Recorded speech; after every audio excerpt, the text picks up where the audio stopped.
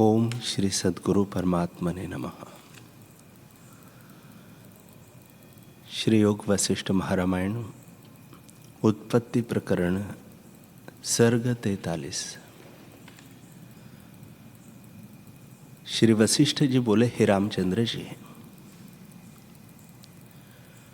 जैसे एक स्थान में दो पुरुष लेटे हो और उनमें एक जागता हो और दूसरा स्वप्न में हो, तो जो स्वप्न में है उसको बड़े युद्ध होते भासते हैं और जागे हुए को आकाश रूप है।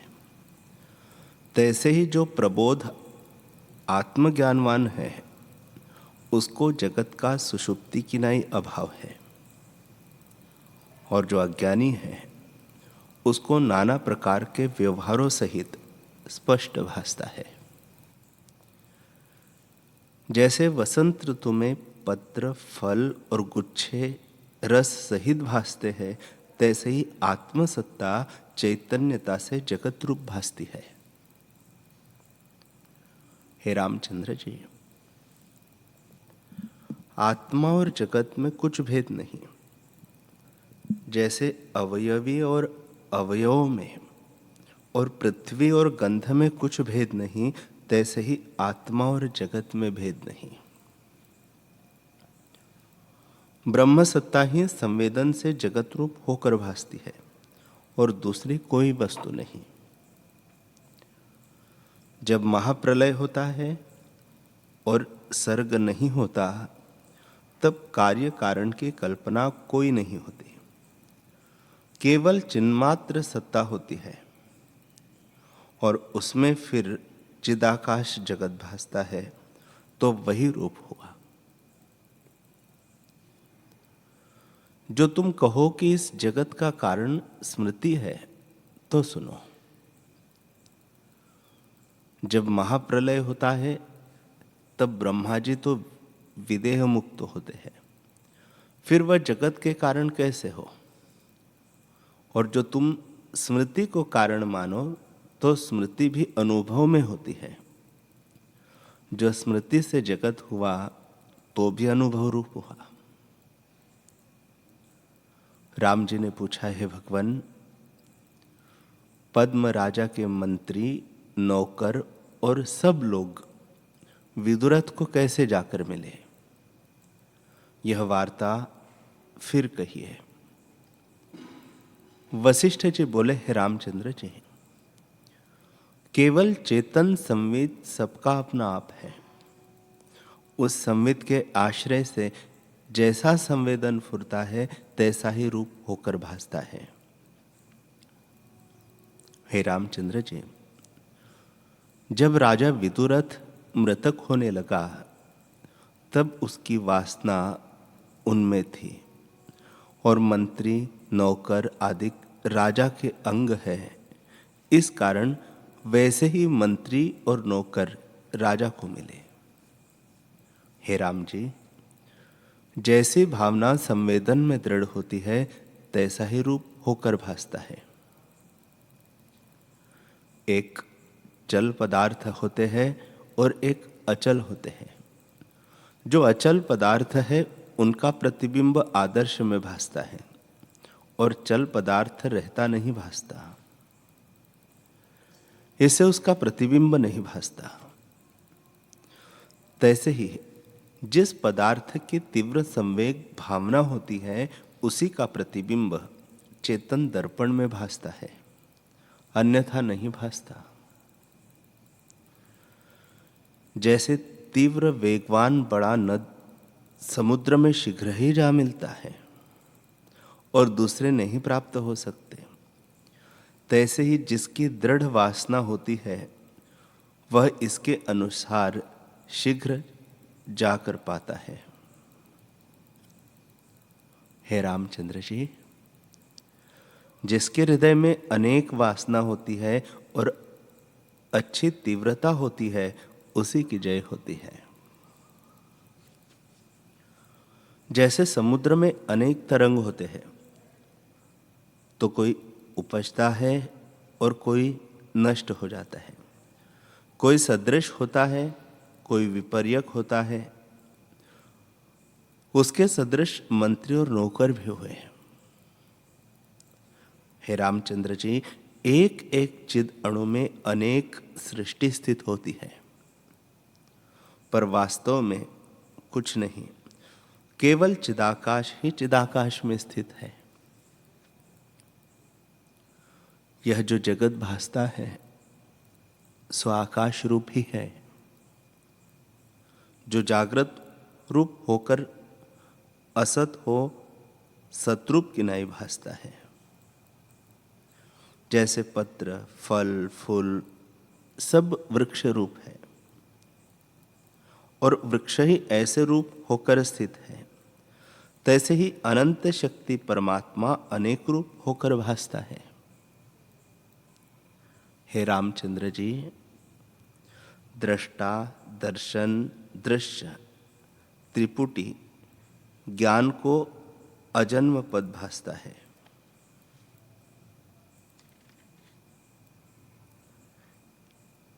दृष्टा, दर्शन, दृश्य, यह त्रिपुटी ज्ञानी को अजन्म पद भासता है और अज्ञानी को द्वैत रूप होकर जगत भासता है। कहीं शून्य भासता है, कहीं तम भासता है और कहीं प्रकाश भासता है। देश, काल, क्रिया, द्रव्य आदि सब जगत आदि अंत और मध्य से रहित स्वच्छ आत्मसत्ता अपने आप में स्थित है। जैसे सोमजल में तरंग होते हैं सो जल ही रूप है, तैसे ही अहम त्वम आदि जगत भी बोध रूप है और सदा अपने आप में स्थित है। उसमें द्वैत कल्पना का अभाव है।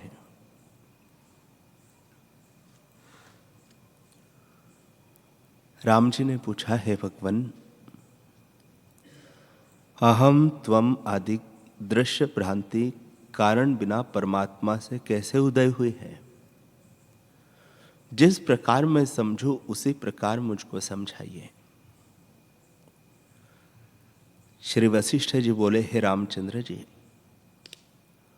जो कुछ कारण कार्य जगत भासता है वह परमात्मा से उदय हुआ है, अर्थात संवेदन के फुरने से इकट्ठे हो पदार्थ भाषाए हैं और सर्वदा सर्व प्रकार सर्वात्मा अज रूप अपने आप में स्थित है।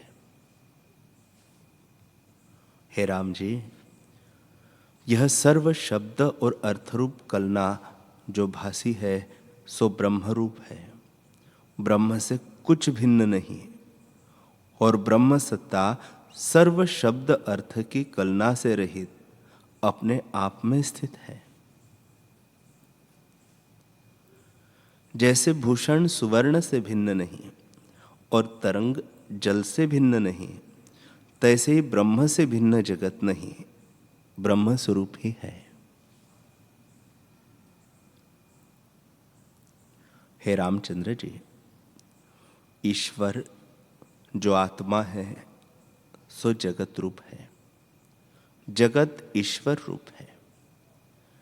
जैसे सुवर्ण भूषण रूप है और भूषण सुवर्ण रूप है, अर्थात सुवर्ण में भूषण शब्द और अर्थ कल्पित है, वास्तव में नहीं है, तैसे ही जगत आत्मा का आभास रूप है, वास्तव में कुछ नहीं। हे रामचंद्र जी, जो कुछ जगत है सो ब्रह्म रूप है, ब्रह्म से भिन्न कुछ नहीं। जैसे अवयव अवयवी से भिन्न नहीं, तैसे ही आत्मा से जो कुछ अवयवी जगत है सो भिन्न नहीं। आत्मा में संवेदन के फुरने से तन्मात्रा फुरी है और आत्मा में ही इनका उपजना सम हुआ है। पीछे विभाग कल्पना हुई है, इसलिए उनसे जो भूत हुए हैं वे आत्मा से अन्य नहीं है। जैसे शिला में चितेरा भिन्न भिन्न पुतली कल्पता है सो शिलारूप ही है, भिन्न कुछ नहीं। तैसे ही अहम त्वम आदि जगत चित घन आत्मा में मन रूपी चितेरे ने कल्पा है, सो चित घन रूप ही है, कुछ भिन्न नहीं। जैसे जल में तरंग स्थित होते हैं, सो जल रूप ही है। तरंगों का शब्द और अर्थ जल में कोई नहीं, तैसे ही आत्मा में जगत स्थित है, परंतु जगत के शब्द और अर्थ से रहित है। हे रामचंद्र जी, जगत परमपद से भिन्न नहीं है और परमपद जगत बिना नहीं, केवल चिद्रूप अपने आप में स्थित है। जैसे वायु और स्पंद में कुछ भेद नहीं, स्पंद और निस्पंद दोनों रूप वायु के ही है। जब स्पंद रूप होता है तब स्पर्श रूप होकर भासता है और निस्पंद हुए स्पर्श नहीं भासता। तैसे ही जगत और ब्रह्म में कुछ भेद नहीं। जब संवेदन किंचन रूप होता है तब जगत रूप होकर भासता है और संवेदन के निस्पंद हुए से जगत नहीं भासता, परंतु आत्मसत्ता सदा एक रूप है। हे रामचंद्र जी, जब संवेदन फुरने से रहित होकर आत्मपद में स्थित हो, तब यदि संकल्प रूप जगत फिर भी भासे तो आत्मरूप ही भासे। जैसे वायु के स्पंद और निस्पंद दोनों रूप अपने आप ही भासते हैं, तैसे ही इसको भी भासता है। जैसे वायु में स्पंदता वायु रूप स्थित है, तैसे ही आत्मा में जगत आत्म रूप से स्थित है। जैसे तेज अणु का प्रकाश जब मंदिर में होता है तब बाहर भी प्रकट होता है, तैसे ही जब केवल संवित मात्र में संवेदन स्थित होता है तब फुरने में संवित मात्र ही भासता है। हे रामचंद्र जी, जैसे रस तन्मात्रा में जल स्थित होता है, तैसे ही आत्मा में जगत स्थित है। जैसे गंध तन्मात्रा के भीतर संपूर्ण पृथ्वी स्थित है, तैसे ही किंचन रूप जगत आत्मा में स्थित है। वह निराकार और चिन्मात्र रूप आत्मसत्ता उदय और अस्त से रहित अपने आप में स्थित है। प्रपंच भ्रम उसमें कोई नहीं। हे रामचंद्र जी, जो ज्ञानवान पुरुष है उनको दृढ़भूत जगत भी आकाश रूप भासता है, और जो अज्ञानी है उनको असत रूप जगत भी सतरूप होकर भासता है।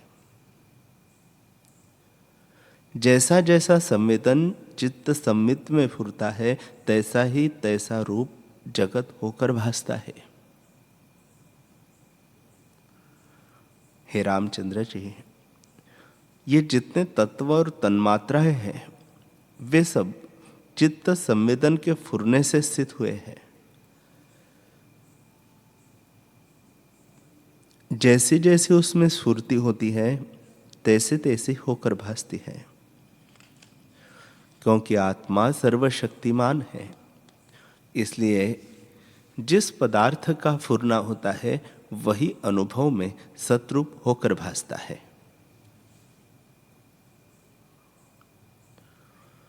पंच ज्ञानेंद्रिय और छठे मन का जो कुछ विषय होता है वह सब असत रूप है और आत्मसत्ता इनसे अतीत है।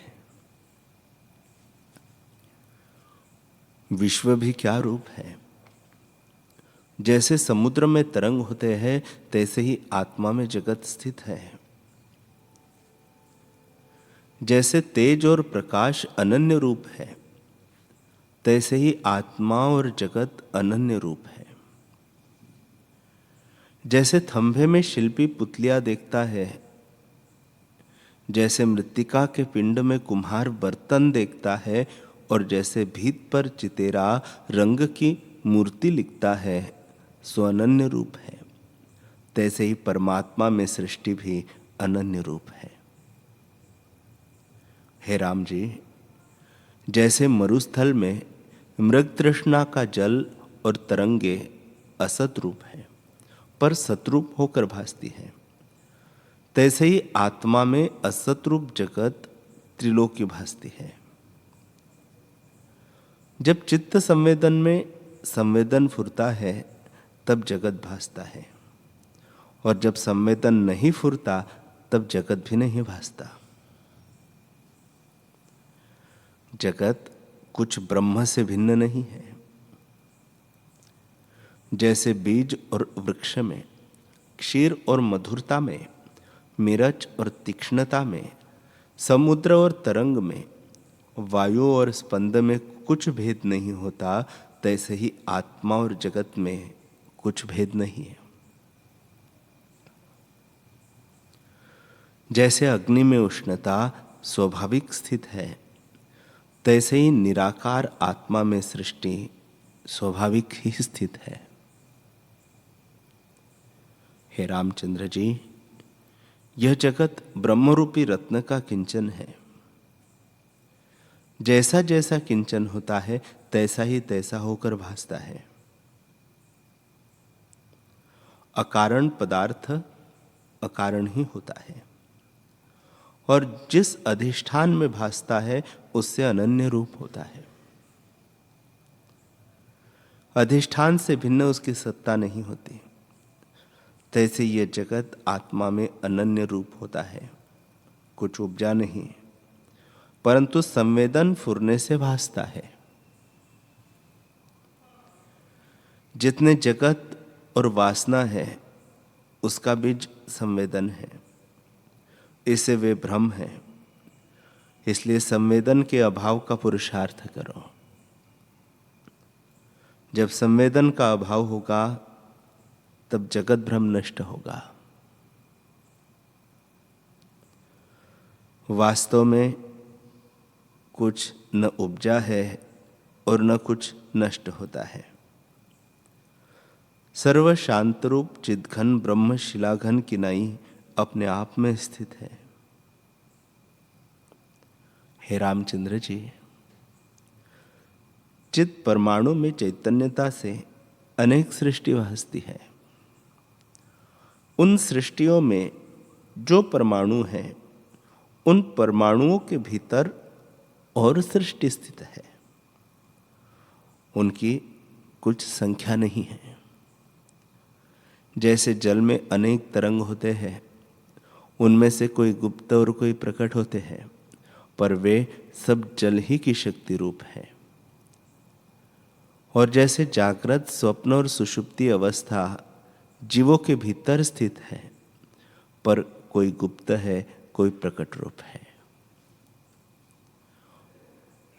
हे रामचंद्र जी, जब तक संवेदन द्वैत के साथ मिला हुआ है तब तक सृष्टि का अंत नहीं है। जब चित्त उपशम होगा तब जगत भ्रम मिट जाएगा। जब भोगों में कुछ भी वृत्ति न उपजे तब जानिए कि आत्मपद प्राप्त होगा। यह श्रुति का निश्चय है। हे राम जी, जो जो ममत्व दूर होता है त्यो तो बंधनों से मुक्त होता है। जब अहम भाव अर्थात जीवत्व भाव निर्वाण होता है तब जन्मों की संपदा नष्ट हो जाती है। केवल शुद्ध रूप ही होता है, और तब स्थावर जंगम रूप जगत सब आत्मरूप प्रतीत होता है। जैसे समुद्र को तरंग और बुदबुदे सब अपने आप रूप भासते हैं, तैसे ही ज्ञानवान को सब जगत आत्मरूप भासता है। हे रामचंद्र जी, शुद्ध आत्मसत्ता में जो संवेदन फुरा है उसने आपको ब्रह्मरूप जाना और भावना करके संकल्प रूप नाना प्रकार का जगत रचा है, पर उसको अंतर अनुभव असत्य रूप किया। उसमें कहीं निमेष में अनेक युगों का अंत भासता है और कहीं अनेक युगों में एक निमेष का अनुभव होता है।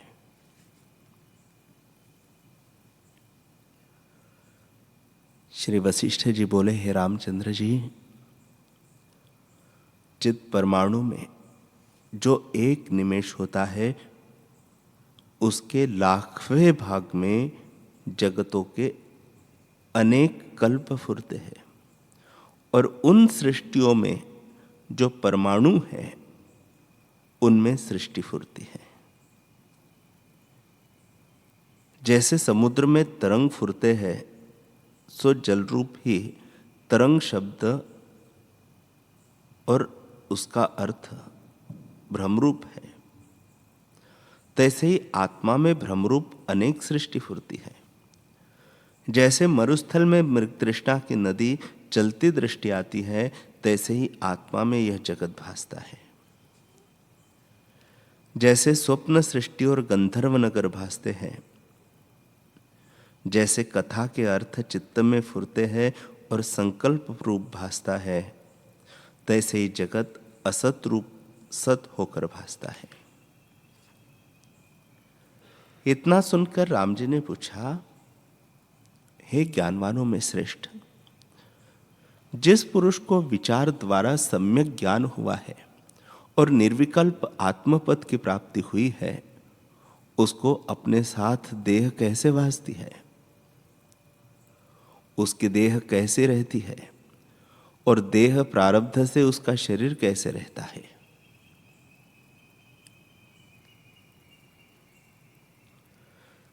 वशिष्ठ जी बोले, हे रामचंद्र जी, आदि जो ब्रह्म शक्ति में संवेदन फुरा है उसका नाम नीति हुआ है। उसमें जो संभावना की है कि यह पदार्थ ऐसे होगा, इससे होगा और इतने काल रहेगा, वैसे ही अनेक कल्प पर्यंत होता है। जितना काल उसने धरा है उतने काल का नाम नीति है। महासत भी उसी को कहते हैं और महाचेतना भी उसी को कहते हैं। महाशक्ति भी उसी का नाम है और महाअदृष्ट व महाकृपा भी वही है और महाउद्धव उसी को कहते हैं। अर्थ यह कि वह नीति अनंत ब्रह्मांडों की उपजाने वाली है। जैसा फुरना दृढ़ हुआ है तैसा ही रूप होकर स्थित है। यह स्थावर रूप है, यह जंगम है, यह दैत्य है, यह देवता है, यह नाग है, यह नागिनी है। ब्रह्मा से तृण पर्यंत जैसा उसमें अभ्यास है उसी प्रकार स्थित है।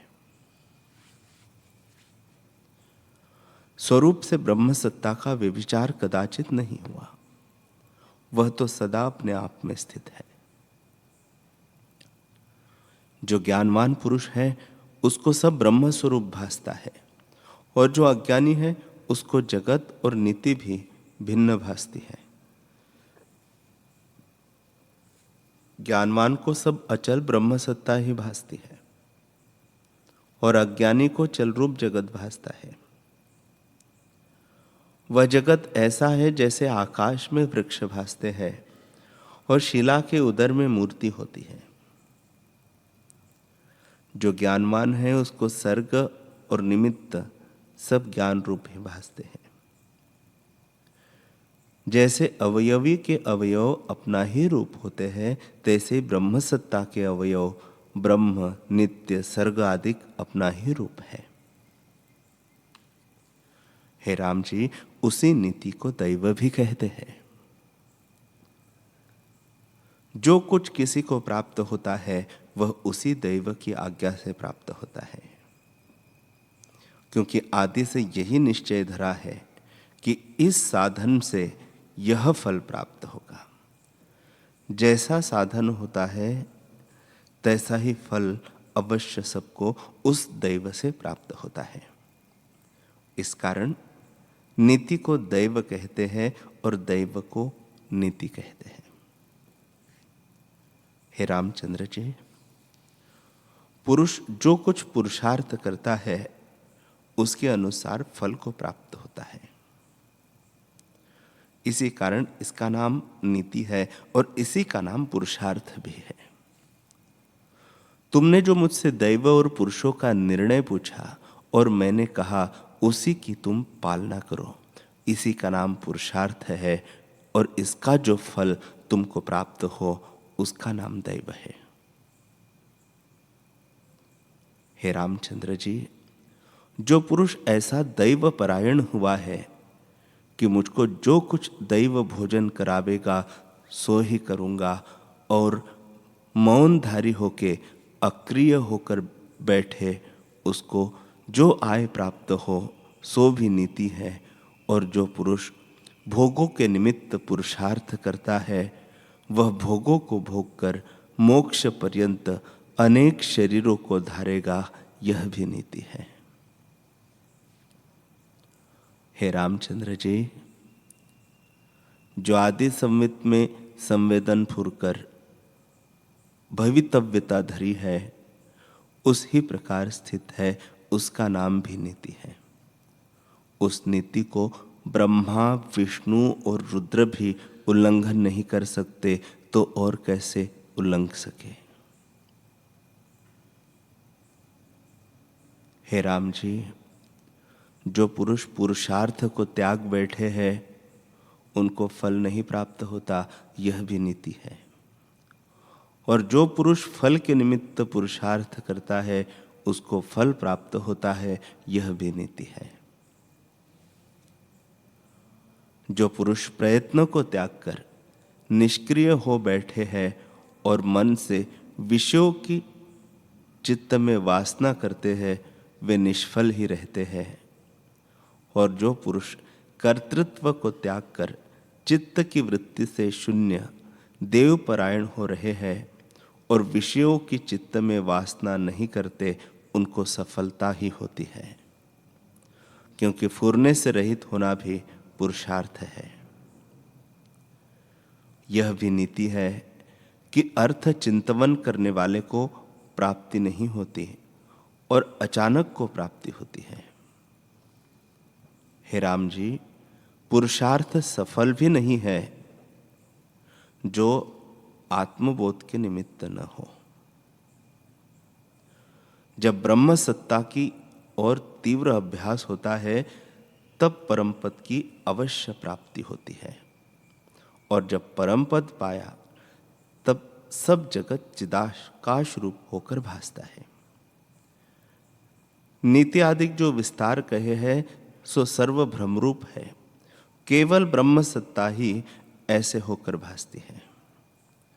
जैसे पृथ्वी में रस सत्ता है और वह तृणवत गुच्छे और फूल रूप होकर स्थित होती है, तैसे ही नीति आदि सब जगत होकर ब्रह्म ही स्थित है और कुछ नहीं।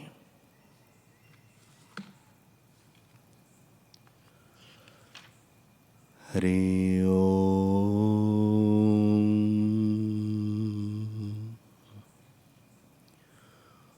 ओम सहनाववतु सहनौ भुनक्तु सह वीर्यं करवावहै तेजस्विनावधीतमस्तु मा विद्विषावहै। ओम शांति शांति शांति। श्री सद्गुरुदेव भगवान की जय।